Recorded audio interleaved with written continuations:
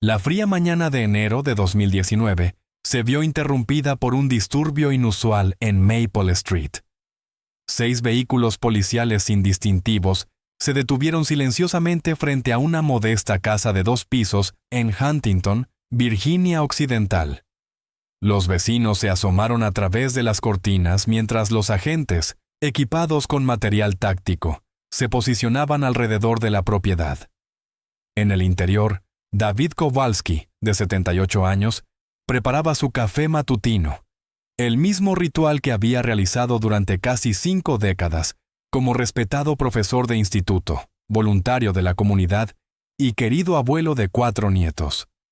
Los fuertes golpes en la puerta se produjeron a las 7:32 de la mañana. David Kowalski, Policía Estatal de Virginia Occidental. Tenemos una orden de arresto contra usted en relación con el asesinato de Catherine Fitzgerald en 1971. Más tarde, los agentes describirían cómo la mano del anciano temblaba ligeramente mientras dejaba la taza de café, pero su rostro permanecía inquietantemente sereno, como si hubiera estado esperando ese momento durante medio siglo. 16 de marzo de 1971. El sol de la mañana proyectaba largas sombras sobre el campus satélite de la Universidad Marshall en el condado de Cabell. Patricia Wilson, una estudiante de 2º año de educación, llamaba repetidamente a la puerta de la habitación de su amiga Catherine. Siempre quedábamos para desayunar los martes. Patricia contó más tarde a los detectives. Cuando tampoco apareció por clase, supe que algo iba mal. La seguridad del campus encontró a Catherine Fitzgerald, de 22 años, tendida en el suelo de su dormitorio, estrangulada con su propia bufanda. Sus libros de texto estaban abiertos sobre la mesa, con apuntes a medio escribir, y una taza de café aún caliente. No había señales de entrada forzada, ni de lucha aparente, solo una joven vida brillante extinguida sin previo aviso ni explicación. Durante 50 años, el asesino que le quitó la vida a Catherine siguió viviendo a pocos kilómetros de la escena del crimen. Asistía a eventos comunitarios para recaudar fondos en los que sus padres hablaban entre lágrimas de su pérdida.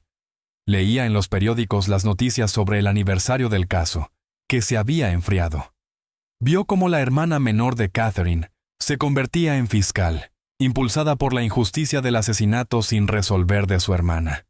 El asesino entrenaba a un equipo de béisbol infantil, formaba parte del consejo escolar y fue nombrado Ciudadano del Año en 1997.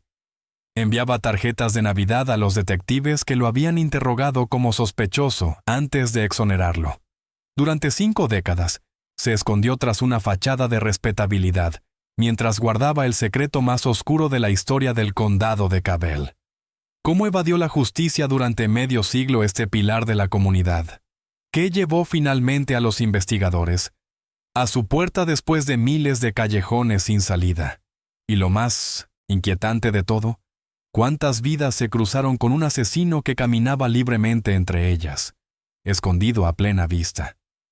Antes de revelar cómo se capturó finalmente a este depredador y las innovadoras técnicas forenses que resolvieron este caso sin resolver, tómese un segundo para hacer clic en suscribirse y pulsar la campana de notificaciones.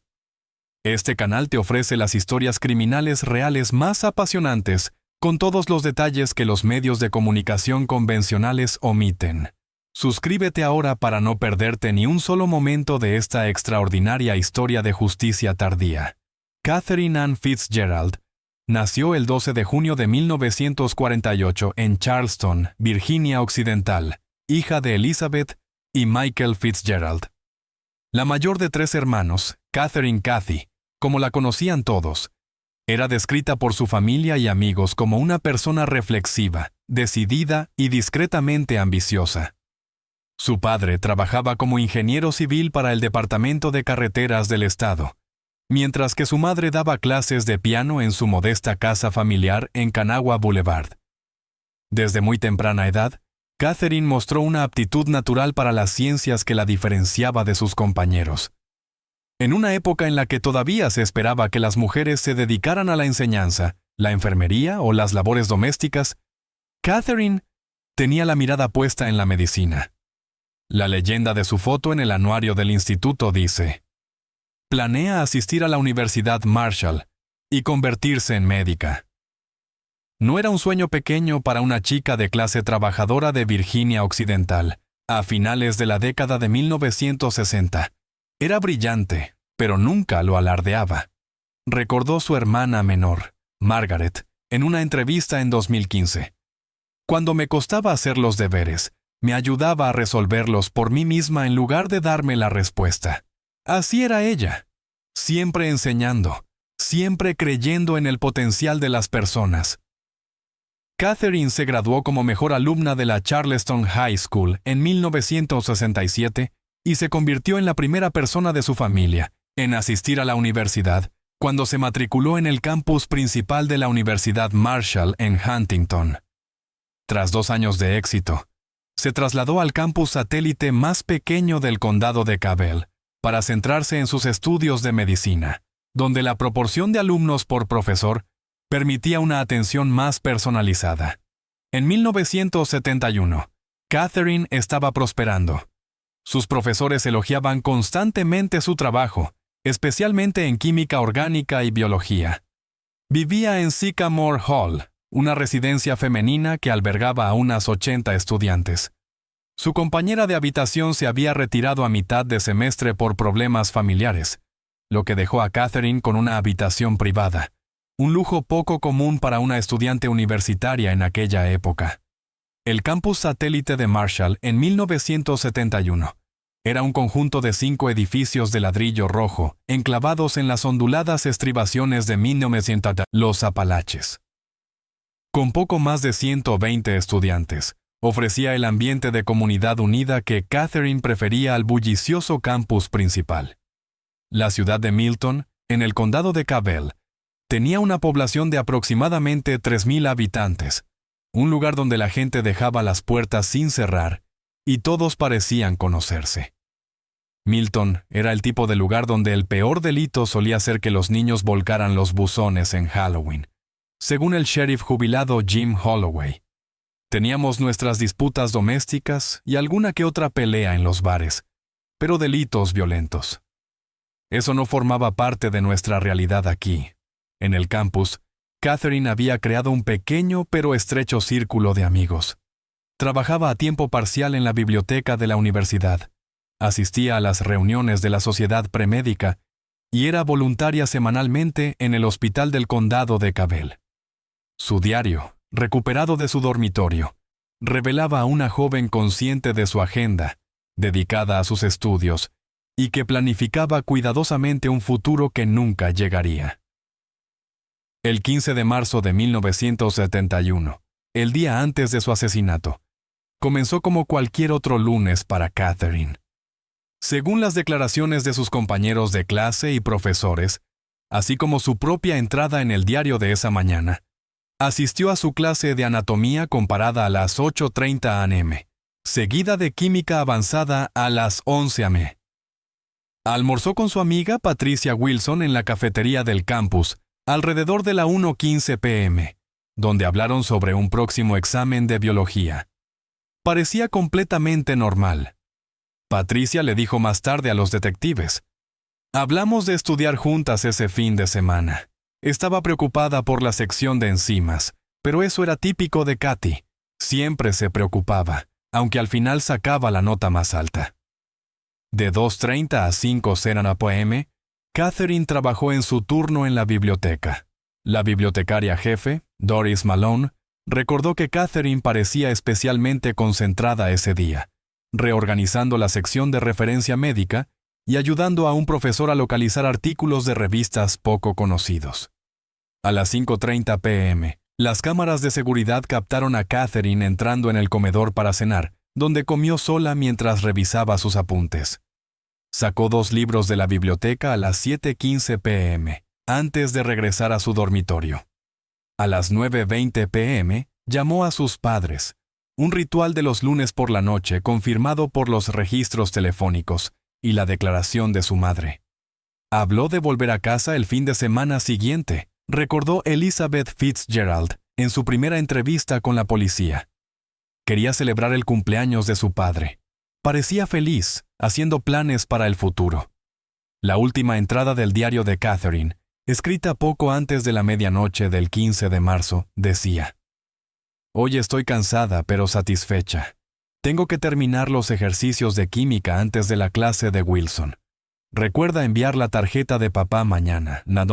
Solicitud para las prácticas de verano vence el viernes. Revísala una vez más». A la mañana siguiente, Catherine sería encontrada muerta. Entre estos momentos cotidianos de la vida de una estudiante dedicada y el horror de su asesinato, hay un intervalo de aproximadamente 9 horas. Lo que ocurrió en la habitación de Catherine entre la medianoche y el descubrimiento de su cuerpo a las 9:15 de la mañana sigue siendo el misterio central que ha obsesionado a los investigadores durante décadas. Estos detalles de la vida de Catherine, sus ambiciones, sus rutinas, sus relaciones, se convertirían más tarde en piezas cruciales del rompecabezas, ya que los investigadores intentaban comprender no solo cómo murió, sino quién podría haber querido matar a una joven prometedora sin enemigos conocidos, y que aparentemente no tenía nada que ocultar. Mientras seguimos explorando este notable caso, tengo curiosidad por saber desde dónde nos ves hoy. Tanto si estás en Virginia Occidental, donde se desarrolló esta historia, como a miles de kilómetros de distancia. Los crímenes reales tienen la capacidad de conectarnos a todos con las cuestiones fundamentales de la justicia y el comportamiento humano. Cuéntanoslo en los comentarios a medida que seguimos descubriendo la verdad detrás de uno de los casos sin resolver más desconcertantes de Estados Unidos. A las 9:17 de la mañana del 16 de marzo de 1971, el agente de seguridad del campus Robert Gaines llamó por radio al departamento del sheriff del condado de Cabell con un código que no se había utilizado en el condado durante más de una década. 1031. Posible homicidio. Sycamore Hall, habitación 214. La hora de esa llamada marcó el inicio oficial de lo que se convertiría en la investigación de asesinato más duradera de Virginia Occidental. La mañana de Patricia Wilson había comenzado con una leve molestia que se convirtió en preocupación y finalmente en terror. Cuando Catherine no acudió a su cita habitual para desayunar los martes a las 7:30 am, Patricia supuso inicialmente que su amiga se había quedado dormida. A las 8:45 am, después de que Catherine faltara a su clase de biología, algo que nunca había hecho antes, la preocupación de Patricia se agudizó lo suficiente como para convencerla de faltar al resto de la clase y ver cómo estaba su amiga. «Llamé varias veces», recordó Patricia durante su declaración como testigo. Al principio con normalidad, luego con más fuerza. «La llamé por su nombre. La puerta estaba cerrada con llave, lo cual no era inusual, pero el silencio sí lo era. Catherine siempre era madrugadora. Patricia buscó a la asesora residente, Elaine Summers, de 22 años, quien utilizó su llave maestra para abrir la puerta después de que sus propios golpes no obtuvieran respuesta. «Nunca olvidaré el grito de Patricia», declaró Elaine más tarde. «Ni siquiera sonaba humano. Miré por encima de su hombro y vi a Catherine en el suelo. Aparté a Patricia, cerré la puerta y corrí a llamar a seguridad». El agente Gaines llegó en cuestión de minutos y acordonó la zona. Su informe del incidente, Tour and Clinical, describía lo que encontró. Víctima femenina de entre 20 y 25 años, tendida boca arriba en el suelo entre el escritorio y la cama. Marcas visibles en el cuello. Sin signos de vida. Habitación intacta, puerta cerrada con llave, ventana cerrada. El sheriff Thomas Hayward y el detective Frank Mullins llegaron a las 9:42 am, seguidos 20 minutos más tarde por el médico forense del condado, el Dr. Howard Levitt. A las 10:30 am, el pequeño campus estaba repleto de agentes de la ley, ya que la noticia del asesinato se había extendido por la atónita comunidad. La evaluación inicial de la escena sugirió varias preocupaciones inmediatas. El detective Mullins escribió en sus notas del caso: La víctima parecía haber sido estrangulada con lo que más tarde identificamos como su propia bufanda. No había signos de entrada forzada. La habitación estaba limpia y ordenada, excepto la zona inmediatamente circundante al cuerpo. Lo más peculiar era que había 2 tazas de café sobre el escritorio, ambas aparentemente utilizadas recientemente. Este detalle, la segunda taza de café, se convertiría en la prueba más tentadora y frustrante del caso. Sugería que Catherine había dejado entrar voluntariamente a su asesino en su habitación. Probablemente alguien a quien conocía, y en quien confiaba lo suficiente como para compartir un café a altas horas de la noche. El examen preliminar del Dr. Levitt, en el lugar de los hechos, estableció que la hora de la muerte se situaba entre las 11:30 p.m. del lunes y las 2:30 a.m. del martes. Catherine vestía vaqueros y una sudadera de la Universidad Marshall, no ropa de dormir, lo que indicaba que no se estaba preparando para acostarse cuando fue asesinada. Las marcas de ligaduras muestran una aplicación de presión constante, señaló el Dr. Levitt en su informe inicial. El agresor se acercó por detrás utilizando una fuerza considerable. La muerte se habría producido en cuestión de minutos. Es probable que la víctima tuviera pocas oportunidades de defenderse. De hecho, los únicos signos de lucha eran los hematomas defensivos en los antebrazos de Catherine y las uñas rotas de su mano derecha. El asesino había sido rápido y poderoso. Mientras los investigadores procesaban la escena, hicieron varias observaciones que darían forma a la investigación inicial. La cartera de Catherine permanecía intacta en su bolso con $43 dentro, lo que descartaba el robo como motivo. Sus apuntes de clase seguían abiertos en su escritorio junto a las 2 tazas de café, lo que sugería que podría haber estado estudiando cuando llegó su visitante. Su puerta había sido cerrada desde dentro con una llave que más tarde se encontró en su bolsillo, un detalle que desconcertó a los investigadores. O bien el asesino tenía su propia llave, lo cual era muy improbable dado el estricto control de llaves de la universidad. O bien cerró la puerta desde dentro y salió por la ventana, según la teoría del detective Mullins.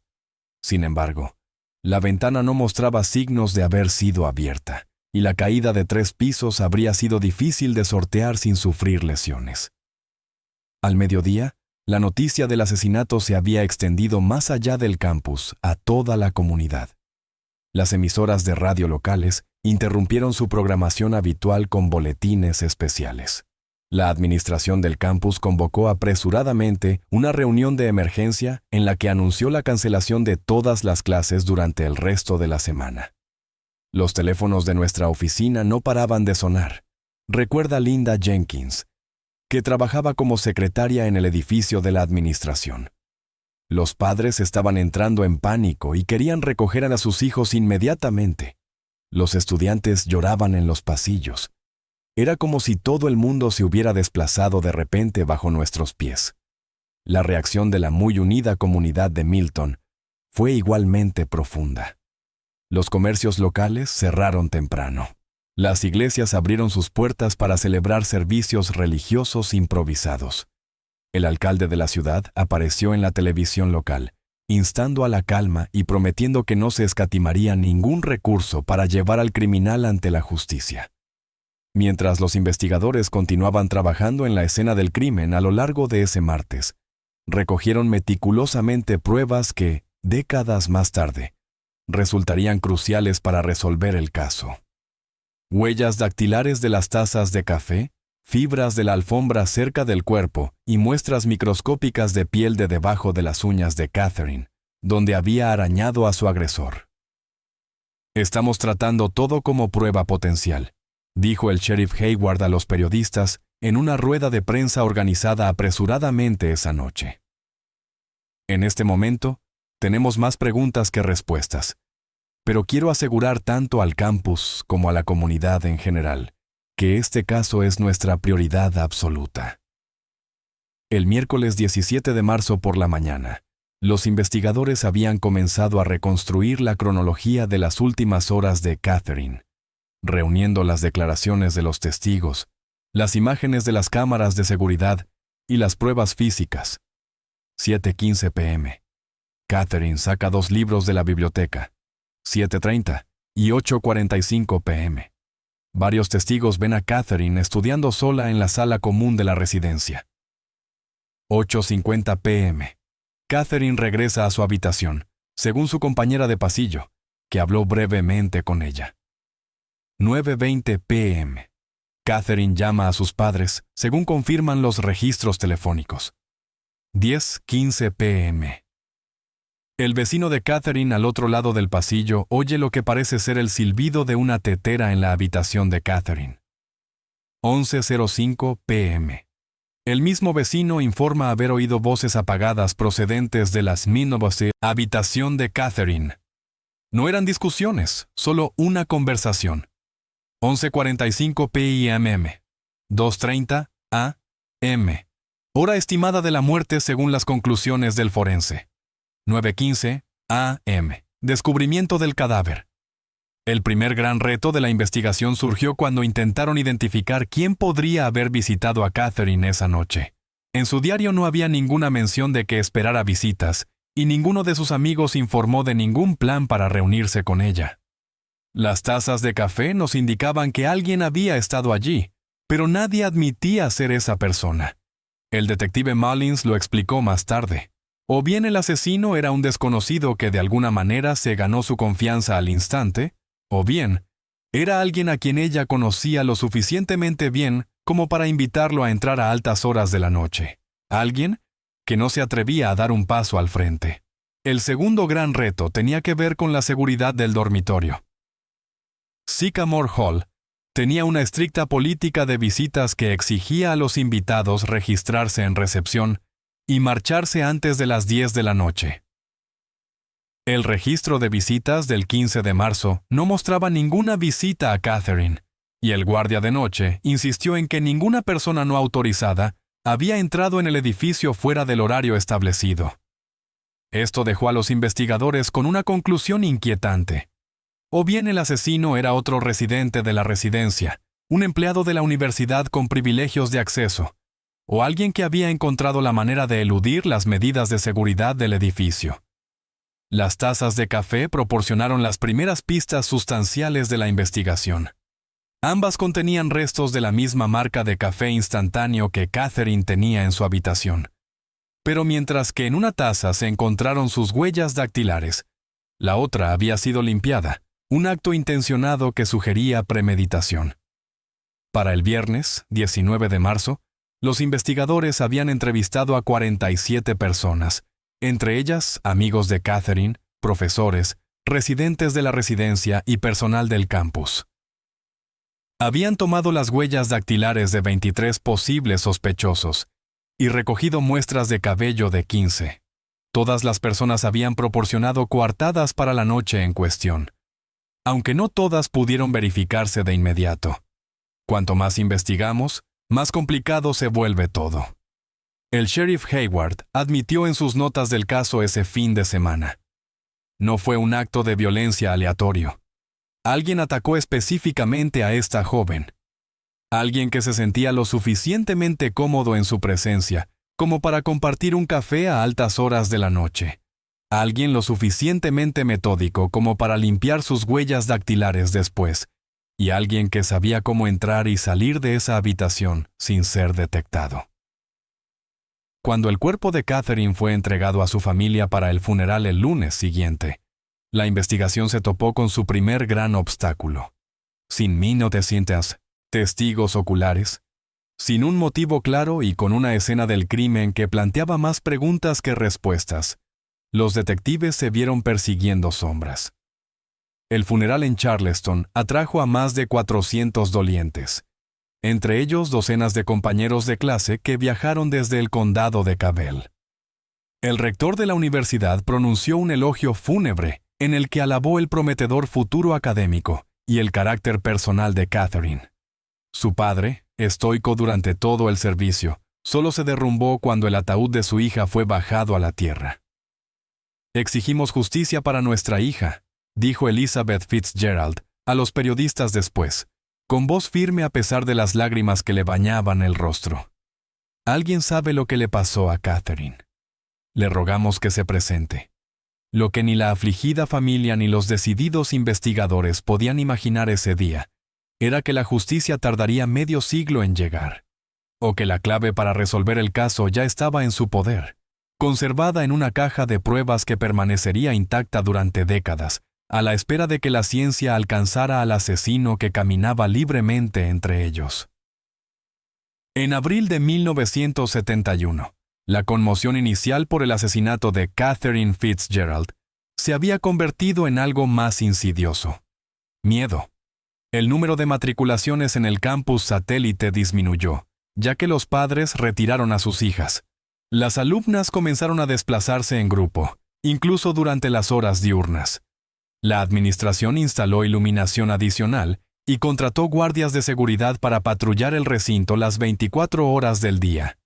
Mientras tanto, la investigación que había comenzado con tanta urgencia y promesa se encontraba con un callejón sin salida tras otro. El detective Frank Mullins mantuvo un enfoque metódico, estableciendo 3 círculos concéntricos de sospecha alrededor de Catherine. Los más cercanos a su vida cotidiana, aquellos con los que se cruzaba habitualmente, y aquellos que podrían haberse encontrado con ella de forma aleatoria. Este enfoque dio como resultado una lista inicial de 27 sospechosos. Empezamos por lo más obvio, escribió Mullins en su resumen del caso.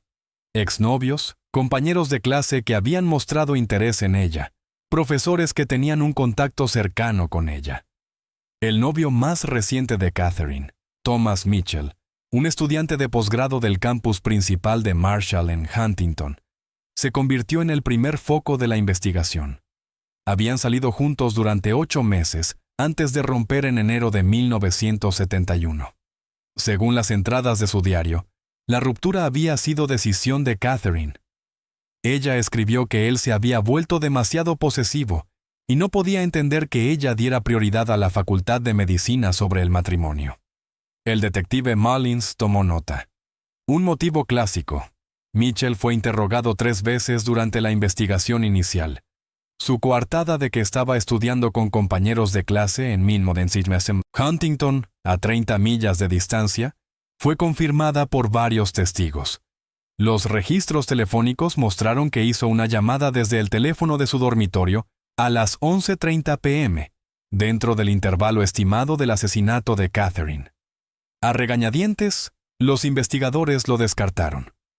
El segundo sospechoso principal surgió de las declaraciones de los testigos. Janet Meadows, que vivía al final del pasillo de Catherine, informó haber visto a un trabajador de mantenimiento salir de las inmediaciones de la habitación de Catherine alrededor de las 10:30 p.m., la noche del asesinato. Mucho después del horario normal de trabajo. No llevaba ninguna herramienta consigo, declaró Meadows. Recuerdo que pensé que era extraño, pero él sonrió y me deseó buenas noches, así que no le di más importancia. Esto llevó a los investigadores hasta Raymond Lewis, un empleado de mantenimiento de la universidad de 43 años, con acceso a todos los edificios de la residencia. Lewis tenía antecedentes penales leves, 2 cargos por alteración del orden público por peleas en bares cuando tenía 20 y tantos años. Las entrevistas iniciales revelaron inconsistencias en su relato de esa noche, lo que lo convirtió en el principal sospechoso durante casi 2 semanas. El caso contra Lewis se vino abajo cuando los investigadores descubrieron que había ingresado en el hospital del condado de Cabell a las 9:45 p.m. del 15 de marzo con un tobillo roto por caerse de una escalera. Los registros del hospital confirmaron que permaneció allí hasta la mañana siguiente, físicamente incapaz de cometer el asesinato. No estamos seguros de a quién vio Janet Meadows. El sheriff Hayward lo reconoció en una rueda de prensa, pero no pudo haber sido Raymond Lewis. El tercer sospechoso importante fue el profesor William Harris, que impartía la clase de química avanzada de Catherine. Varios estudiantes informaron de que Harris había mostrado un interés especial en el trabajo académico de Catherine, pidiéndole a menudo que se quedara después de clase para hablar. Un compañero de clase describió su comportamiento como casi inapropiado. Harris se sometió voluntariamente a un interrogatorio y a la toma de huellas dactilares. Se corroboró su coartada de que estaba en casa con su esposa y sus hijos adolescentes. Además, sus huellas dactilares no coincidían con ninguna de las encontradas en la habitación de Catherine. A pesar de las sospechas persistentes, los investigadores no pudieron relacionarlo con la escena del crimen. A finales de abril, las 27 personas que figuraban en la lista inicial de sospechosos habían sido investigadas y descartadas por sus coartadas, inconsistencias forenses o falta de pruebas físicas que las relacionaran con la escena del crimen. La investigación había llegado a su primer gran punto muerto. Estamos ante una suerte increíble o una precisión calculada, confió el detective Mullins al sheriff Hayward en un memorándum fechado el 30 de abril de 1971. No se trata de un crimen de oportunidad o pasión. Alguien lo planeó meticulosamente. La investigación se amplió entonces para incluir las actividades de Catherine fuera del campus. Los detectives entrevistaron al personal de los negocios locales que frecuentaba, a los pacientes con los que se encontraba durante su trabajo voluntario en el hospital, e incluso a los conductores de autobús de las rutas que tomaba habitualmente. Este esfuerzo ampliado añadió 43 nombres más a la lista de sospechosos. Todos ellos fueron investigados sistemáticamente y finalmente absueltos.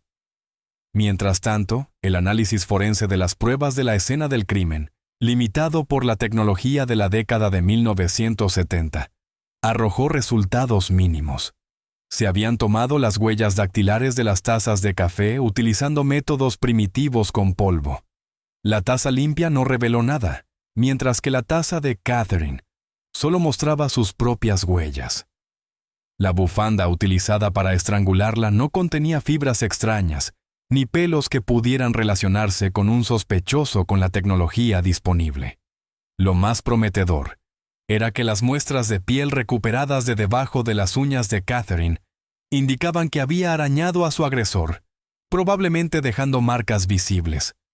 Los investigadores revisaron los brazos, cuellos y rostros de todos los sospechosos entrevistados, sin encontrar arañazos sospechosos. Las muestras se conservaron en el armario de pruebas, pero las pruebas de ADN aún estaban a años de convertirse en una herramienta de investigación. Nuestro mayor reto no era solo identificar a los sospechosos, era mantener la integridad de las pruebas que teníamos, explicó Thomas Hayward en una entrevista en 1996, mucho después de su jubilación como sheriff.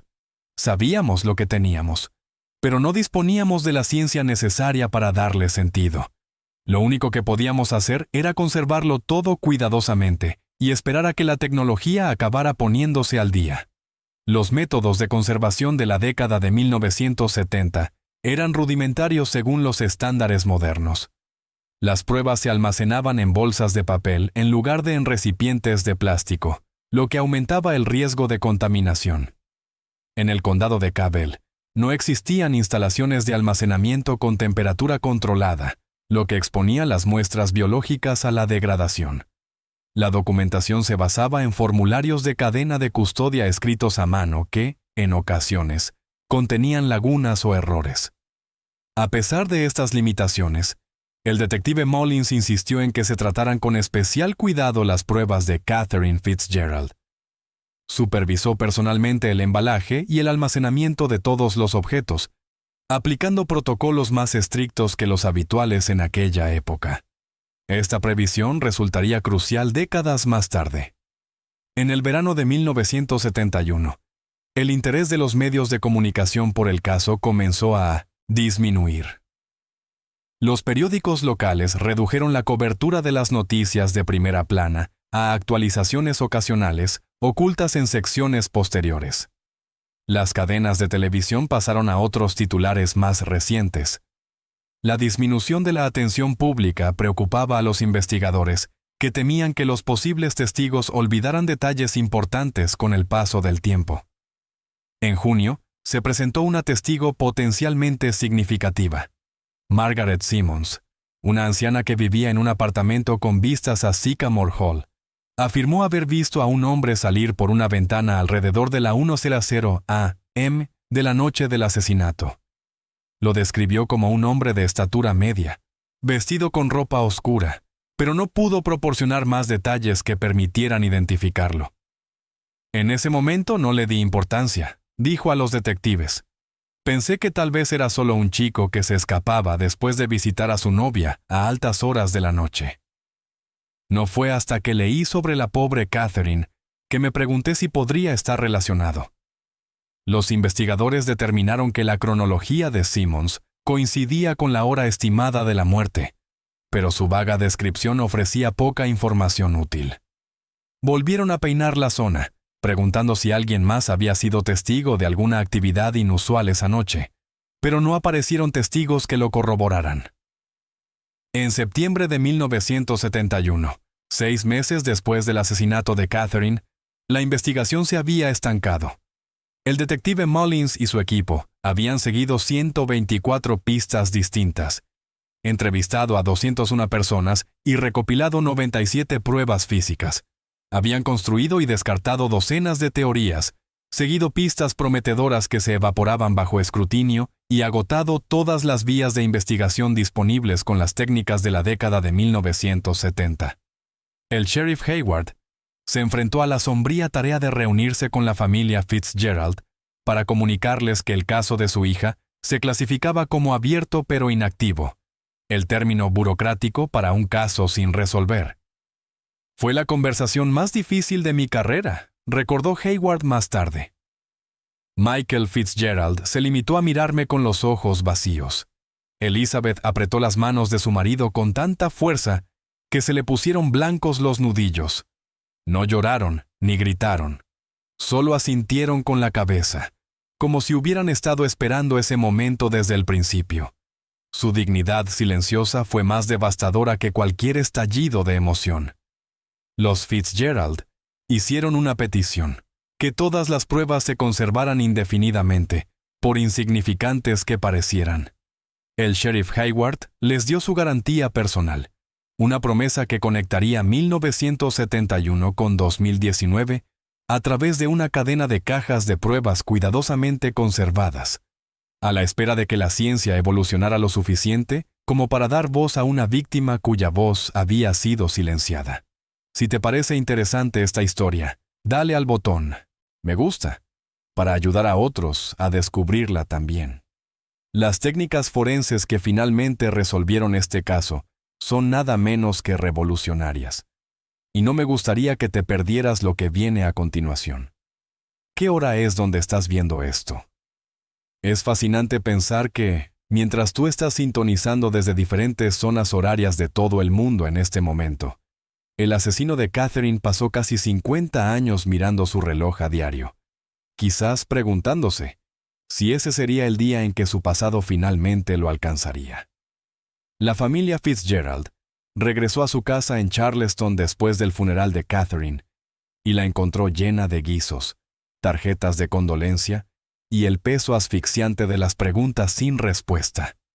Elizabeth Fitzgerald, que antes era una dinámica profesora de piano con 27 alumnos, dejó de dar clases.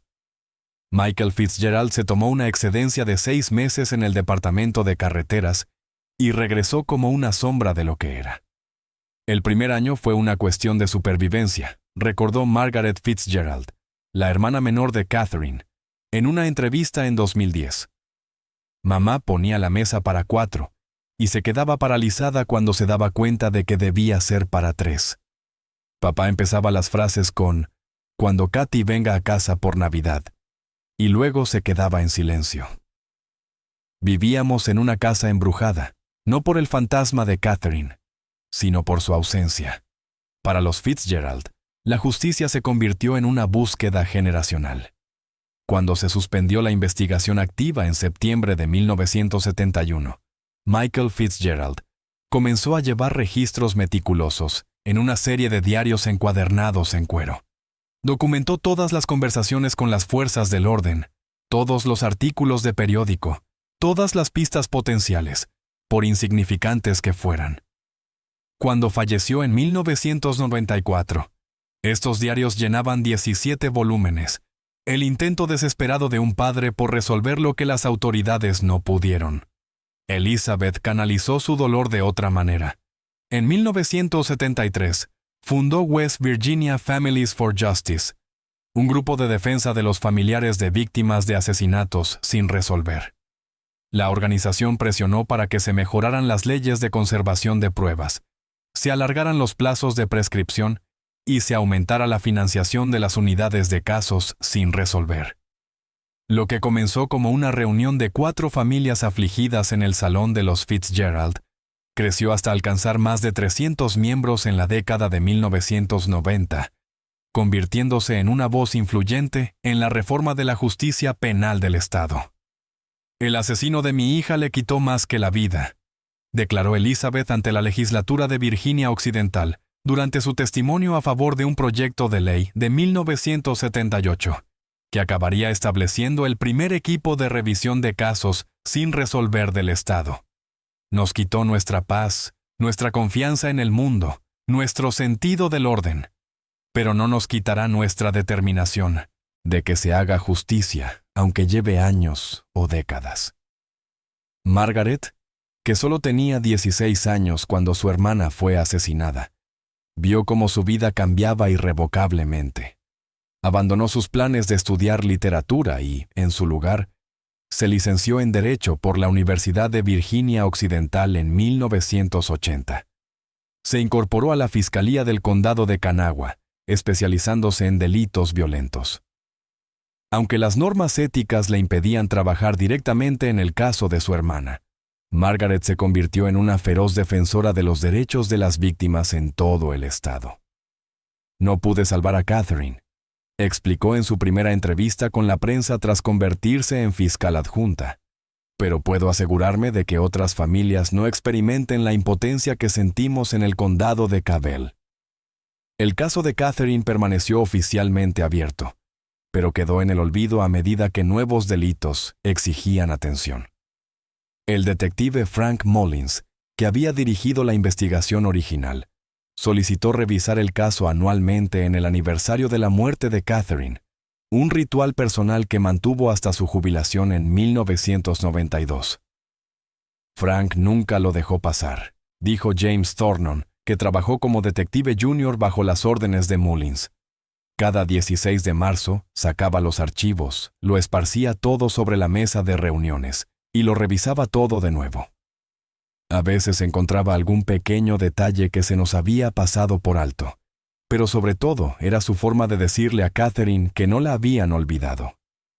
Los propios expedientes del caso sufrieron un periplo físico que reflejaba los altibajos de la investigación. Inicialmente almacenados en la sala de casos activos del departamento del sheriff del condado de Cabell, fueron trasladados a los archivos del sótano en 1972 y posteriormente a las nuevas instalaciones del registro del condado en 1985. Durante una inundación en 1997, según se informa, un ayudante del sheriff llevó las cajas con las pruebas del caso Fitzgerald a un lugar más elevado a hombros, negándose a dejar que nadie más las tocara. La cobertura mediática del caso tuvo altibajos a lo largo de las décadas, resurgiendo normalmente en torno a aniversarios significativos.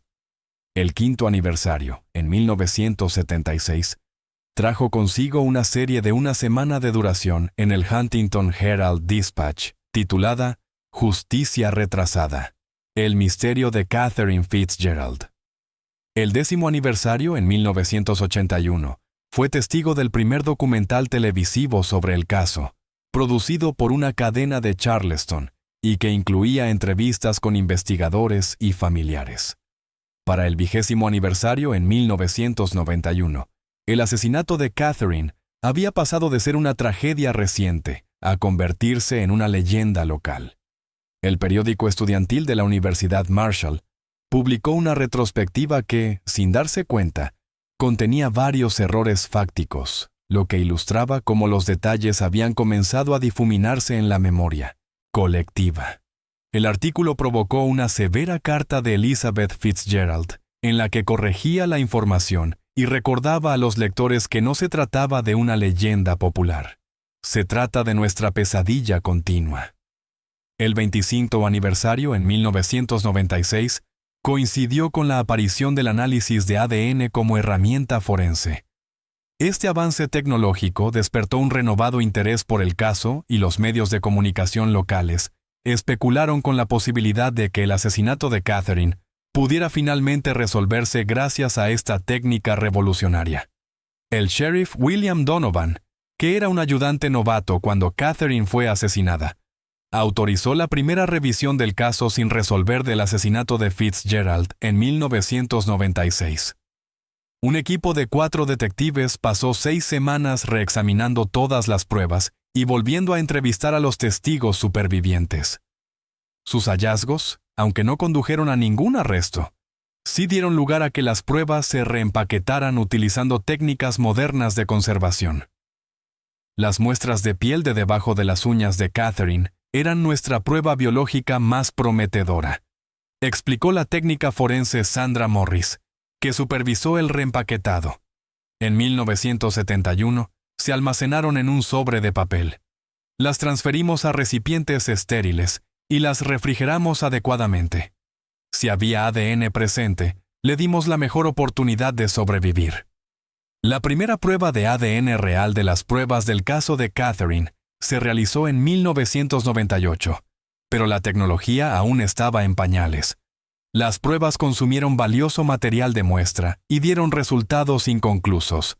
Un revés devastador que casi destruyó las pruebas biológicas antes de que pudieran analizarse con técnicas más avanzadas. Nos adelantamos a la ciencia, admitió el sheriff Donovan en una rueda de prensa en la que anunció los decepcionantes resultados. Pero hemos conservado lo que queda para futuras pruebas. Este caso se resolverá. Solo es cuestión de que la tecnología alcance nuestra determinación. Mientras la investigación se estancaba y se reanudaba repetidamente, el propio condado de Cabell sufrió transformaciones dramáticas. El campus satélite de Marshall, donde Catherine había estudiado, se expandió hasta convertirse en un centro regional en toda regla, antes de ser finalmente absorbido por el sistema universitario principal en 1989. Sycamore Hall, el dormitorio donde fue asesinada, fue demolido en 2001 para dar paso a un moderno complejo residencial. Un acontecimiento que provocó otra breve oleada de cobertura mediática sobre el caso sin resolver. La ciudad de Milton pasó de ser una comunidad rural de 30,000 habitantes a una extensión suburbana de Huntington con casi 10,000 residentes en 2010.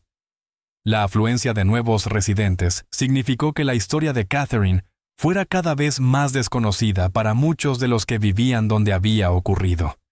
Las escuelas locales comenzaron a incluir el caso en los planes de 1900 Estudio de Historia de Virginia Occidental, asegurando que las nuevas generaciones recordaran lo que los residentes de toda la vida no podían olvidar. A lo largo de estas décadas de cambios, el asesinato de Catherine siguió influyendo en los procedimientos y políticas de las fuerzas del orden locales. El caso se convirtió en una advertencia que se enseñaba a todos los nuevos agentes del condado, haciendo hincapié en la importancia de la recogida y conservación adecuadas de las pruebas.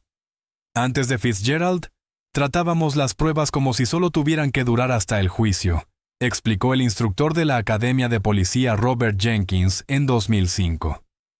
Después de Fitzgerald, empezamos a tratar las pruebas como si tuvieran que hablar por la víctima 50 años después.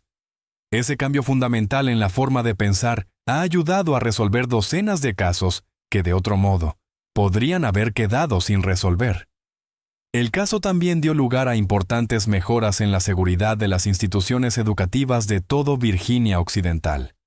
En 1972, como respuesta directa al asesinato de Catherine, la Junta Estatal de Educación ordenó la mejora de las medidas de seguridad en todas las residencias universitarias, incluyendo sistemas de llaves electrónicas, protocolos de registro de visitantes y personal de seguridad las 24 horas del día. Estas normas, revolucionarias en aquella época, se convirtieron en modelos para la seguridad de los campus de todo el país. En el 300 aniversario, en 2001, la investigación había sido revisada oficialmente 5 veces. Cada revisión incorporó nuevas técnicas forenses a medida que estaban disponibles. Las huellas dactilares se analizaron mediante sistemas de identificación automatizados, Las fibras se analizaron con microscopios electrónicos. Las declaraciones de los testigos se evaluaron utilizando protocolos de análisis de declaraciones que no existían en 1971. El 40º aniversario, en 2011, marcó un punto de inflexión en la percepción del caso tanto por parte del público como de las fuerzas del orden. Lo que antes se había considerado una tragedia que algún día podría resolverse, se veía cada vez más como un caso sin resolver que tal vez nunca se resolvería. La cobertura del aniversario por parte del Herald Dispatch ese año llevaba el sombrío titular: 4 décadas después, la justicia para Catherine Fitzgerald se ha vuelto imposible. Elizabeth Fitzgerald, entonces de 84 años y con mala salud, concedió lo que muchos asumieron que sería su última entrevista sobre el caso de su hija. He aceptado que quizá no viva para ver cómo se lleva ante la justicia al asesino de Catherine, declaró al periódico. Pero creo que ese día llegará. La ciencia avanza, la conciencia de las personas les remuerde a medida que envejecen. Los secretos se vuelven más difíciles de guardar. Alguien sabe algo, y algún día ese conocimiento saldrá a la luz. Lo que Elizabeth no podía saber era que el avance ya estaba empezando a tomar forma gracias a un enfoque revolucionario del análisis de ADN, que transformaría las investigaciones de casos sin resolver en todo el mundo. En 2012, el FBI lanzó la actualización del Sistema Combinado de Índices de ADN, KDIS, que amplió los marcadores genéticos utilizados en los perfiles de ADN de 13 a 20, lo que aumentó drásticamente las capacidades de identificación del sistema. Al año siguiente, el primer uso exitoso de la búsqueda de ADN familiar en un caso penal en Estados Unidos demostró cómo los investigadores podían identificar a los sospechosos a través de la información genética de sus familiares. En 2018, la genealogía genética, la técnica de utilizar bases de datos comerciales de ADN para identificar a sospechosos de delitos a través de sus vínculos familiares, se había convertido en una nueva y poderosa herramienta en la investigación de casos sin resolver. La detención del asesino de Golden State en abril de ese año, que resolvió crímenes que se remontaban a la década de 1970, conmocionó tanto a la comunidad policial como a la opinión pública. En el condado de Cabell, estos acontecimientos fueron seguidos con especial interés por la detective Sarah Keller, que había heredado el expediente del caso Fitzgerald en 2015. Keller, una investigadora meticulosa con formación especializada en la metodología de los casos sin resolver, había dedicado sus 3 primeros años al caso digitalizando todos los registros y la documentación de las pruebas, creando la primera base de datos electrónica completa de la investigación. El caso Fitzgerald nunca ha adolecido de falta de pruebas, explicó Keller en un memorándum del departamento en el que solicitaba financiación para realizar pruebas de ADN, avanzadas a finales de 2018. Se ha tratado de nuestra incapacidad para relacionar esas pruebas con una persona concreta. Las técnicas de genealogía genética que identificaron al asesino de Golden State podrían ser nuestra vía para llevar finalmente al asesino de Catherine ante la justicia. Su solicitud fue aprobada en enero de 2019, poniendo en marcha el capítulo final de una historia que había comenzado casi 5 décadas antes. Mientras las pruebas se empaquetaban cuidadosamente para su envío a un laboratorio especializado, nadie de los involucrados podía prever la rapidez con la que se identificaría al asesino de Catherine, ni lo impactante que resultaría esa identificación. Elizabeth Fitzgerald, que había mantenido su silenciosa determinación por la justicia durante 48 años, viviría lo suficiente para haber identificado al asesino de su hija.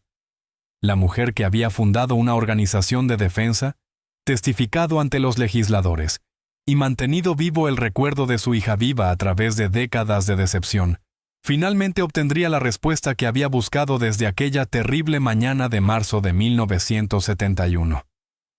El 12 de febrero de 2019, la detective Sarah Keller selló cuidadosamente el paquete con las pruebas que contenía muestras de piel de debajo de las uñas de Catherine Fitzgerald.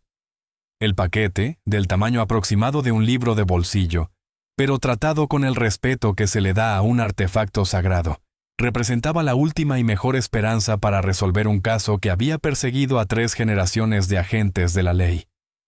Recuerdo haber pensado, esto es todo, recordó Keller más tarde. O esto funciona o aceptamos que el caso de Catherine podría no resolverse nunca. Las muestras se enviaron a Parabon Nanolabs, en Virginia, uno de los pocos laboratorios privados especializados en genealogía genética para las fuerzas del orden. Este revolucionario enfoque del análisis de ADN surgió de una convergencia inesperada entre las pruebas de ascendencia recreativas, el análisis de Big Data y la ciencia forense tradicional.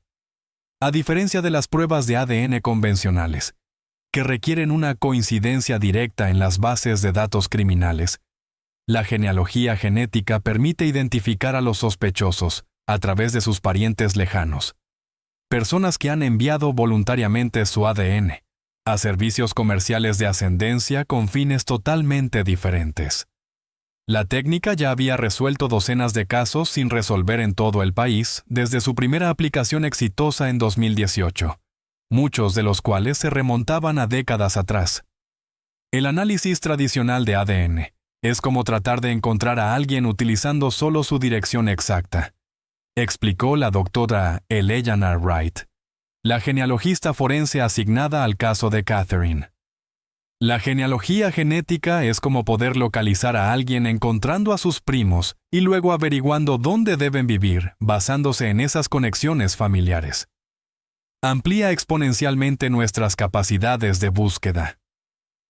El proceso comenzó con la extracción de ADN utilizable de las muestras de piel conservadas desde 1971. Esto supuso el primer gran reto. Las muestras se habían degradado significativamente a lo largo de 48 años, a pesar de los cuidadosos esfuerzos de conservación de múltiples custodios de pruebas. Recibimos aproximadamente 0,4 nanogramos de ADN muy fragmentado. La doctora Wright lo señaló en su informe preliminar. En circunstancias normales, esto sería insuficiente para el análisis. Sin embargo, los avances en las técnicas de amplificación nos permitieron trabajar con este material limitado. Mediante un proceso denominado amplificación del genoma completo, el laboratorio creó copias suficientes de los fragmentos de ADN para proceder al análisis.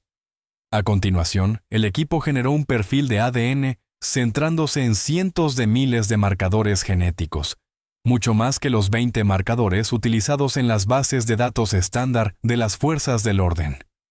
Este perfil ampliado se comparó con los perfiles de las bases de datos genéticas públicas, en las que los usuarios habían optado por poner su información a disposición de las fuerzas del orden para su comparación. La comparación inicial no arrojó ninguna coincidencia directa, pero identificó a 17 personas que compartían suficientes marcadores genéticos con el ADN de la escena del crimen como para ser parientes lejanos del asesino. No se trataba de parientes cercanos, como hermanos o hijos, explicó el Dr. Wright. Eran principalmente primos terceros y cuartos, personas que probablemente nunca habían conocido al autor del crimen, pero que compartían bisabuelos. A partir de estas conexiones lejanas, el equipo de genealogía genética comenzó el laborioso proceso de construir árboles genealógicos. Trabajando hacia atrás a través de los registros históricos, identificaron antepasados comunes entre las personas coincidentes y, a continuación, trabajaron hacia adelante a través de certificados de nacimiento, matrimonio y defunción para construir una estructura familiar completa que abarcaba varias generaciones. Es como resolver un rompecabezas enorme sin saber cómo será la imagen final, dijo el Dr. Wright. Básicamente, estábamos trazando un mapa de la familia extensa del asesino sin saber quién era.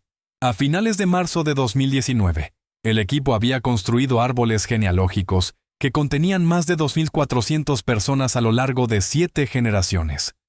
A continuación, comenzaron a reducir el campo aplicando filtros basados en lo que se sabía sobre el asesino, probablemente de entre 18 y 40 años en 1971, y con alguna conexión con el condado de Cabell, Virginia Occidental. Este proceso de filtrado redujo el grupo a 38 sospechosos potenciales. Un refinamiento adicional basado en la ubicación geográfica durante el momento del asesinato redujo la lista a solo 7 hombres que estaban en el lugar adecuado en el momento adecuado y con las conexiones genéticas adecuadas. La detective Keller recibió la lista reducida el 2 de abril de 2019. Cuando abrí ese correo electrónico, esperaba ver una lista de nombres que nunca había visto antes, recordó. En cambio, me encontré mirando varios nombres que aparecían en nuestros expedientes del caso, incluido uno que me heló la sangre. El tercero de la lista era David Kowalski, de 78 años, residente actualmente en Huntington, Virginia Occidental. Una rápida búsqueda en los expedientes digitalizados reveló que Kowalski había sido interrogado durante la investigación original de 1971, no como sospechoso, sino como testigo. En aquel momento, era un profesor de química de 30 años en el instituto local, que ocasionalmente daba clases como profesor invitado en el campus satélite de Marshall. Kowalski había dicho a los investigadores que ocasionalmente daba clases particulares de química avanzada a Catherine, aunque afirmaba que su relación era estrictamente profesional. Su declaración indicaba que la había visto por última vez 2 semanas antes de su asesinato. Aportó una coartada según la cual estaba en casa con su esposa la noche del asesinato, lo que fue corroborado en ese momento. Sin pruebas físicas que lo relacionaran con la escena del crimen, y sin un motivo evidente, los investigadores pasaron rápidamente a sospechosos más prometedores. Lo que me llamó la atención de inmediato fue lo secundario que parecía en la investigación original, dijo Keller. Fue entrevistado como parte rutinaria del interrogatorio a los profesores de Catherine. Su nombre aparece exactamente 2 veces en las más de 2,000 páginas de notas del caso. Antes de dirigirse directamente a Kowalski, Keller necesitaba confirmar la conexión genética. En lugar de solicitar una muestra de ADN que pudiera alertarle de la investigación, empleó una técnica que se había convertido en habitual en los casos de genealogía genética: la recogida encubierta de ADN desechado. Durante 3 días, los equipos de vigilancia controlaron los movimientos de Kowalski, esperando una oportunidad. Esa oportunidad llegó cuando visitó una cafetería local y dejó atrás un vaso de papel que fue rápidamente recuperado por un agente encubierto. El vaso fue enviado rápidamente al Laboratorio Criminalístico Estatal, donde los técnicos extrajeron una muestra de ADN de los restos de saliva del borde. Los resultados llegaron el 7 de abril. El ADN del vaso de café de Kowalski coincidía con el ADN encontrado bajo las uñas de Catherine, con una probabilidad del 99,98%. Después de 48 años, el asesino de Catherine Fitzgerald tenía un nombre. Recuerdo estar sentado en mi escritorio mirando el informe, sintiendo una extraña mezcla de euforia y horror, dijo Keller. Euforia porque finalmente teníamos nuestra respuesta. Horror porque descubrimos quién era esa respuesta. El horror no solo provenía de haber resuelto el caso, sino de lo que los investigadores descubrieron al indagar en la vida de Kowalski durante las 5 décadas transcurridas desde el asesinato de Catherine. Lejos de ser una figura oscura que acechaba en los márgenes de la sociedad, David Kowalski se había convertido en un pilar de la comunidad del condado de Cabell. Después de enseñar química en la escuela secundaria durante 12 años, se unió al cuerpo docente de la Universidad Marshall en 1983, llegando a ser presidente del Departamento de Química antes de jubilarse en 2009. Había sido miembro del Ayuntamiento de Milton durante 3 mandatos en la década de 1990. Había sido entrenador de fútbol juvenil durante casi 2 décadas. El Club Rotario local lo había nombrado Ciudadano del Año en 1997 por su servicio a la comunidad. Lo más inquietante es que Kowalski había mantenido el contacto con la familia Fitzgerald a lo largo de los años. Asistió al funeral de Catherine en 1971. Hizo pequeñas pero regulares donaciones al fondo de becas creado en su nombre. Incluso trabajó junto a Elizabeth Fitzgerald en un grupo de trabajo del gobernador para mejorar la seguridad en los campus universitarios en 1985. La miraba a los ojos mientras guardaba el secreto del asesinato de su hija. El nivel de engaño necesario para llevar ese tipo de doble vida durante casi 5 décadas es casi incomprensible, afirmó la doctora Ella Cassidy, psicóloga forense consultada durante la fase final de la investigación. No se trataba de alguien que cometió un delito y luego desapareció. Se trataba de alguien que permaneció integrado en la misma comunidad traumatizada por sus actos, y que se forjó una identidad como ciudadano respetado, a pesar de conocer la verdad sobre sí mismo. Una vez confirmada la coincidencia del ADN, el detective Keller reunió a un equipo para planificar la detención de Kowalski. La operación debía llevarse a cabo con cuidado, no solo por la edad y la posición social de Kowalski, sino también por la tormenta mediática que inevitablemente seguiría a la resolución de un caso sin resolver tan mediático. El 15 de enero de 2019, al amanecer en Huntington, 6 vehículos policiales indistintivos rodearon la modesta casa de 2 pisos, donde David Kowalski había vivido durante más de 40 años. Cuando los agentes se acercaron a su puerta, ninguno podía prever los giros finales que daría el caso, ni cómo reaccionaría la comunidad al saber que un monstruo se había escondido entre ellos todo ese tiempo. La identidad del asesino te sorprenderá. Comenta a continuación con tus teorías sobre cómo David Kowalski logró evadir la justicia durante tanto tiempo. ¿Fue una brillantez calculada, fallos institucionales o simplemente suerte lo que le permitió vivir libremente mientras la familia de Catherine sufría durante décadas? Cuando David Kowalski abrió la puerta de su casa aquella mañana de enero de 2019, se encontró frente a la detective Sarah Keller y 5 agentes con una expresión que los testigos describirían más tarde como de resignado reconocimiento. No opuso resistencia mientras le leían sus derechos, le esposaban y le escoltaban hasta el coche patrulla que les esperaba. Sus únicas palabras fueron dirigidas a su esposa durante 47 años. Llama al abogado Simmons. Dile que es sobre la chica Fitzgerald. La noticia de la detención de Kowalski se extendió por el condado de Cabal, con la velocidad y la fuerza de una onda expansiva. Al mediodía, todos los medios de comunicación locales habían dado la noticia. Muchos luchaban por conciliar la imagen de la querida figura de la comunidad con la del asesino a sangre fría que ahora se revelaba. Antiguos alumnos, colegas y vecinos expresaron su incredulidad, creando una disonancia cognitiva que definiría la respuesta de la comunidad en los días siguientes. No puede ser el Dr. K, insistió el antiguo alumno Jason Reynolds en una entrevista televisiva. Era el hombre más amable que conocía. Él escribió mi carta de recomendación para la universidad. Asistió a mi boda. Sin embargo, las pruebas contaban una historia diferente, una que se hizo más clara a medida que los investigadores reconstruían los movimientos de Kowalski la noche del 15 de marzo de 1971 y su vida en las décadas siguientes.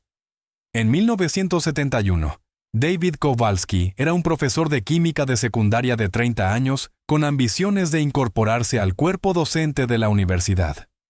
Casado desde hacía solo 2 años con su esposa Diane, complementaba sus ingresos dando clases particulares a estudiantes universitarios y ocasionalmente impartiendo clases como profesor invitado en el campus satélite de Marshall. Tenía fama de ser un profesor estricto pero justo, con un talento especial para explicar conceptos complejos. Lo que nadie sabía era que Kowalski había desarrollado una fijación inapropiada por Catherine Fitzgerald, después de conocerla en una serie de conferencias en el campus.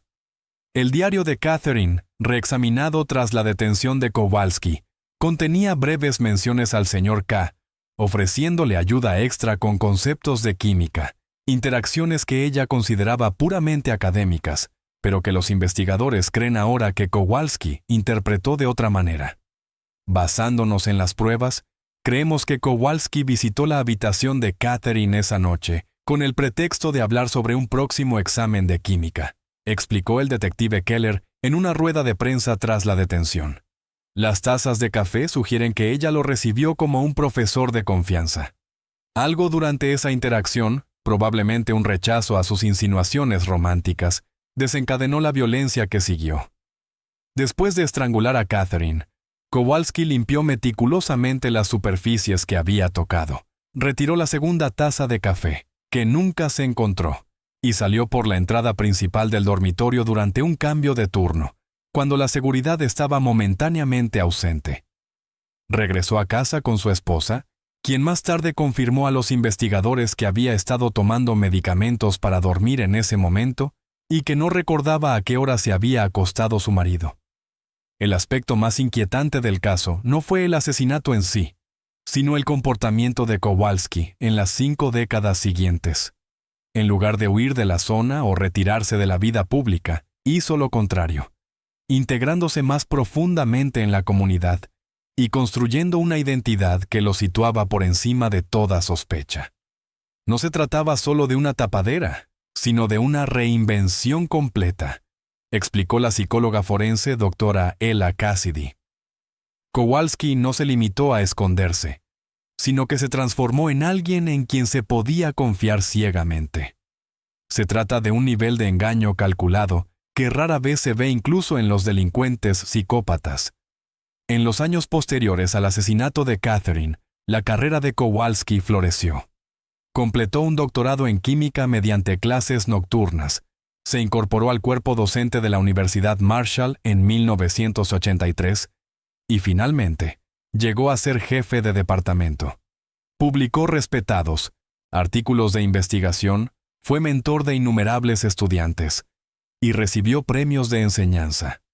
Su historial de servicio comunitario era igualmente impresionante. Entrenador deportivo juvenil, concejal, diácono de la iglesia y voluntario habitual de organizaciones benéficas locales. Lo más escalofriante es que Kowalski mantuvo conexiones periféricas con el caso en sí. Asistió a los servicios conmemorativos en los principales aniversarios de la muerte de Catherine. Contribuyó con citas a artículos de prensa sobre el impacto del asesinato sin resolver en la comunidad. En 1991, incluso participó en una mesa redonda sobre las mejoras en la seguridad del campus, implementadas desde la tragedia. No solo se salió con la suya, dijo Margaret Fitzgerald tras conocer la detención de Kowalski. Utilizó la muerte de mi hermana para labrarse una reputación de ciudadano comprometido. La crueldad de ese gesto es casi más difícil de comprender que el propio asesinato. Los registros realizados en la casa de Kowalski tras su detención revelaron una colección oculta de recortes de periódicos sobre el caso, cuidadosamente conservados en fundas sin ácido y organizados cronológicamente. Los investigadores también descubrieron una pequeña caja que contenía lo que parecía ser la taza de café desaparecida de la habitación de Catherine, envuelta en un pañuelo y escondida detrás de un panel falso en su taller del sótano. Guardaba trofeos, señaló el detective Keller, no expuestos de forma prominente, sino escondidos donde solo él podía acceder a ellos. Esto sugiere que revisó mentalmente el crimen a lo largo de su vida. Mientras la comunidad se enfrentaba a estas revelaciones, muchos luchaban por conciliar al David Kowalski que conocían con el monstruo que ahora se revelaba. Sus antiguos alumnos recordaban su paciencia y su ánimo. Los vecinos recordaban su fiabilidad a la hora de quitar la nieve y cortar el césped a los residentes de edad avanzada. Los miembros de su iglesia destacaron sus generosas donaciones a viajes misioneros y bancos de alimentos. Lo más difícil de aceptar para mucha gente, dijo el alcalde Robert Jenkins, que había sido concejal junto a Kowalski en la década de 1990, es que ambas versiones de este hombre son ciertas. El mentor que ayudó a innumerables estudiantes a triunfar y el asesino que le quitó la vida a Catherine existían en la misma persona. Nuestra comunidad está luchando con esa contradicción.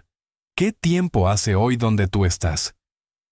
A medida que se desarrolla esta historia en toda su complejidad, siento curiosidad por saber en qué condiciones la estás viendo. Quizás sea un recordatorio de que, aunque estamos conectados a través de esta narración, la estamos viviendo desde lugares diferentes. Al igual que los habitantes del condado de Cabell, experimentaron diferentes versiones del hombre que creían conocer. El juzgado del condado de Cabell nunca había visto una presencia mediática, como la que se reunió para la comparecencia de David Kowalski el 17 de enero de 2019. Las furgonetas de los medios de comunicación se alineaban en las calles, las antenas parabólicas abarrotaban el jardín del juzgado, y los periodistas de los medios nacionales se disputaban con los reporteros locales los limitados asientos de la sala del tribunal. El caso había trascendido el interés regional para convertirse en una noticia nacional sobre la justicia retrasada, pero no denegada. Dentro de la sala, Kowalski parecía una figura disminuida. Su toga académica y los elogios de la comunidad habían sido sustituidos por un mono naranja y unas esposas. A sus 78 años, su presencia antes imponente había dado paso a unos hombros encorvados y un cabello blanco y ralo. Sin embargo, sus ojos seguían alertas, escudriñando la sala con la misma mirada analítica con la que había evaluado durante décadas los experimentos de química y el potencial de los estudiantes. La propia jueza Martha Simmons, antigua alumna de Kowalski, se recusó inmediatamente. La integridad de este proceso debe ser incuestionable, declaró antes de traspasar el caso al juez William Harmon, del vecino condado de Wayne. Kowalski se declaró inocente, pero las acciones posteriores de su abogado sugirieron que se trataba de una mera formalidad. En cuestión de días, el abogado defensor Thomas Simmons había iniciado conversaciones con los fiscales sobre un posible acuerdo de culpabilidad. Las conversaciones se intensificaron después de que un segundo laboratorio independiente confirmara los resultados del ADN. Mientras tanto, la reacción de la comunidad pasó de la conmoción inicial a algo más complejo. El condado de Cabell se encontró dividido entre aquellos que no podían conciliar al querido profesor con el asesino a sangre fría, y aquellos que se sentían traicionados por décadas de engaño. Aparecieron memoriales improvisados en 2 lugares, flores en el antiguo dormitorio de Catherine, y mensajes airados pegados con cinta adhesiva en el edificio de química que llevaba el nombre de Kowalski en una placa de donantes.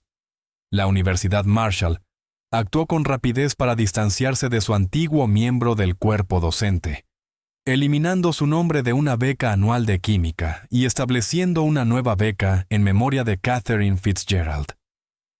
El ayuntamiento votó por unanimidad revocar su premio al ciudadano del año de 1997.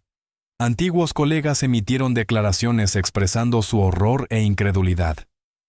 Ahora todos nos lo estamos cuestionando todo, dijo el Dr. Robert Chen, actual director del Departamento de Química. ¿A cuántos estudiantes enviamos a su despacho? ¿Cuántas jóvenes buscaron su mentoría? La traición se extiende más allá de Catherine a todas las personas que confiaron en él durante 5 décadas. Para la familia Fitzgerald, la detención de Kowalski provocó una compleja mezcla de emociones. Elizabeth Fitzgerald, que ahora tiene 92 años y vive en una residencia asistida, recibió la noticia personalmente del detective Keller. Ella solo asintió con mucha calma, recordó Keller. Luego dijo: «Sabía que viviría para ver este día. No fue triunfal ni emotivo. Fue una simple declaración de hechos por parte de una mujer que nunca dejó de creer que se haría justicia». Margaret Fitzgerald, que ahora tiene 64 años y se jubiló recientemente de su carrera legal, se convirtió en la voz pública de la familia. En una rueda de prensa tras la lectura de cargos, habló con la precisión mesurada de alguien que ha pasado toda su vida en los tribunales. Durante 48 años hemos vivido con una ausencia, la ausencia de Catherine y la ausencia de respuestas, dijo a los periodistas allí reunidos. Hoy, la mitad de ese vacío se ha llenado. Ahora sabemos quién nos arrebató a Catherine, pero la mayor ausencia sigue ahí.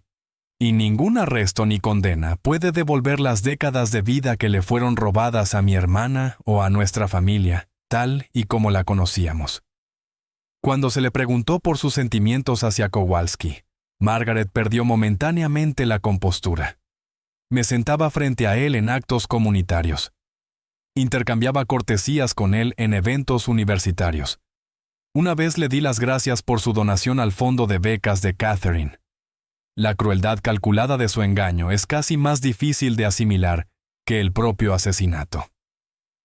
El 15 de marzo de 2019, exactamente 48 años después del asesinato de Catherine, David Kowalski aceptó un acuerdo con la fiscalía. A cambio de declararse culpable de asesinato en primer grado, los fiscales acordaron no presentar cargos adicionales relacionados con la manipulación de pruebas y la obstrucción de la justicia, lo que podría haber prolongado el proceso judicial durante años. La vista para dictar sentencia, celebrada el 30 de abril, atrajo a una multitud que desbordó el recinto. El juzgado abrió 2 salas adicionales con retransmisiones en vídeo para dar cabida a quienes deseaban presenciar este capítulo final. Entre ellos, se encontraban antiguos alumnos, colegas, vecinos y docenas de detectives de casos sin resolver de todo el país que habían viajado para presenciar la resolución de un caso que se había convertido en legendario en los círculos policiales. El juez Harmon escuchó las declaraciones de impacto de la familia Fitzgerald antes de dictar sentencia. Michael Fitzgerald Jr., sobrino de Catherine, que nunca había conocido a la tía de la que parte de su nombre provenía, habló de la herencia de dolor que había marcado a su familia a lo largo de generaciones. Elizabeth Fitzgerald, demasiado frágil para asistir en persona, hizo que Margaret leyera su declaración. Al hombre que se llevó a mi hija, no solo le robó el futuro a Catherine, sino también a todos los que la querían. Durante 48 años he llevado la carga de su ausencia, mientras usted se construía una vida de libertad y respeto. No le odio. El odio solo me quitaría más de lo que ya me has quitado. En cambio, compadezco el vacío que hay dentro de ti, y que ha permitido que tal crueldad coexista con tal apariencia de bondad. Cuando se le ofreció la oportunidad de hablar, Kowalski se levantó lentamente. La sala se quedó en silencio mientras se ajustaba las gafas, un gesto familiar para sus antiguos alumnos que ahora parecía siniestro en ese contexto. No tengo ninguna explicación ni justificación que ofrecer, dijo, con su voz académica firme a pesar de las circunstancias. He vivido 2 vidas, una visible para todos, y otra conocida solo por mí. No puedo deshacer lo que le hice a Catherine Fitzgerald. Solo puedo reconocerlo ahora, al final de mi vida, cuando ese reconocimiento llega demasiado tarde para importarle a nadie, más que a los historiadores de este caso. El juez Harmon condenó a Kowalski a cadena perpetua sin posibilidad de libertad condicional, la pena máxima posible. A sus 78 años y con problemas de salud, todo el mundo entendió que esto significaba que Kowalski moriría en prisión. Mientras lo sacaban de la sala, varios observadores notaron que se giró brevemente hacia la familia Fitzgerald y miró a Margaret a los ojos antes de que los agentes lo escoltaran por la puerta lateral. En los meses siguientes a la sentencia, el caso de Catherine pasó de ser un misterio sin resolver a convertirse en una herramienta didáctica. El FBI lo añadió a su programa de formación como ejemplo de cómo la genealogía genética podía resolver casos de décadas de antigüedad. Los programas de ciencia forense lo incorporaron a los debates sobre la conservación de pruebas. Las fuerzas del orden de todo el país revisaron sus propios casos sin resolver con renovada esperanza. Para el condado de Cabell, el caso provocó un replanteamiento en toda la comunidad. La universidad creó un centro de ética centrado en la responsabilidad profesional y el coraje moral. Las escuelas locales desarrollaron unidades curriculares sobre el caso, enseñando a los estudiantes tanto la tragedia como los avances científicos que finalmente lo resolvieron. El lugar del dormitorio donde murió Catherine se transformó en un jardín conmemorativo dedicado a las víctimas de la violencia. El legado de Catherine Fitzgerald se extendió más allá de su trágica muerte para incluir el progreso científico que inspiró su caso, la organización de defensa que fundó su madre, la carrera jurídica que siguió su hermana, y los innumerables casos sin resolver que se resolverían gracias a las técnicas pioneras utilizadas para resolver el suyo. En el primer aniversario de la sentencia de Kowalski, Elizabeth Fitzgerald falleció pacíficamente mientras dormía. En su obituario, escrito por Margaret, se señalaba que había muerto tras haber sido testigo de la justicia que había buscado durante casi 5 décadas. La misión de su vida había concluido. Si quieres que se resuelvan más casos sin resolver como este, suscríbete a nuestro canal. Cada semana exploramos cómo la ciencia moderna y los investigadores dedicados están dando cierre a las familias que han esperado años, a veces décadas, para obtener respuestas. Desde los avances en la genealogía genética hasta las técnicas forenses avanzadas, le llevaremos al interior de las investigaciones que están reescribiendo la historia de los casos sin resolver. Una cadena de ADN a la vez.